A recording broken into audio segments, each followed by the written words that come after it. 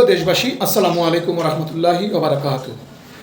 বাংলাদেশের প্রেক্ষাপটে শিক্ষা প্রতিষ্ঠানগুলো পরিচালনার ক্ষেত্রে বাংলাদেশ সরকারের একটি আইন জারি ছিল, যেটা হলো বেসরকারি শিক্ষা প্রতিষ্ঠানের গভর্নিং বডির সম্মানিত সভাপতি পদগণ তাহারা স্নাতকোত্তর পাস সার্টিফিকেট থাকতে হবে।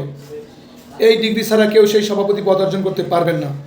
এটা অত্যন্ত ভালো যে শিক্ষা প্রতিষ্ঠানের গুরুত্বপূর্ণ জায়গায় গ্রাজুয়েট শিক্ষিত লোক এসে পরিচালনা করবেন, এটাই স্বাভাবিক এবং এটাই সৌন্দর্য শিক্ষা প্রতিষ্ঠানের।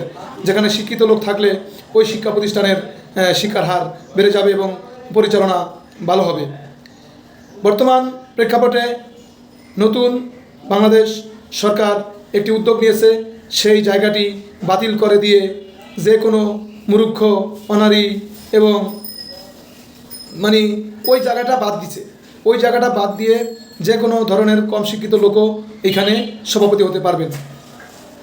এতে করে একটি জনমত জরিপ হয়েছে আমাদের বাংলাদেশের একটি স্বনামধন্য চ্যানেল যুগান্তর।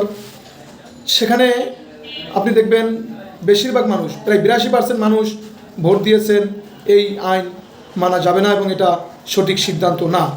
আপনি কি মনে করেন? আমিও মনে করি এটা সঠিক নয়।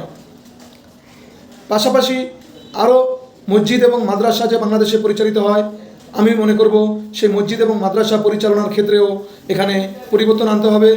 যে মসজিদ এবং মাদ্রাসার সভাপতি, সেক্রেটারি এবং ক্যাশিয়ার, এই 3টা পদ কমপক্ষে আলেম ওলামা হতে হবে। আলেম ব্যতীত, গ্রাজুয়েট মার্কা আলেম ব্যতীত, মুফতি মাওলানা ব্যতীত এই জায়গাগুলোতে কেউ নেতৃত্ব দিতে পারবেন না। কেননা অশিক্ষিত লোকজন যখন সেখানে বসে, মূর্খ, চাঁদাবাজ, দেশের ক্ষতিগ্রস্ত, দেশের লুটেরা, সুদখোর এই জায়গায় এসে বসে, তখন এই প্রতিষ্ঠানগুলোকে ধ্বংস করে ফেলে। তাই আমি এটা মনে করছি। আপনারা কি মনে করেন? আসসালামু আলাইকুম রহমতুল্লাহ।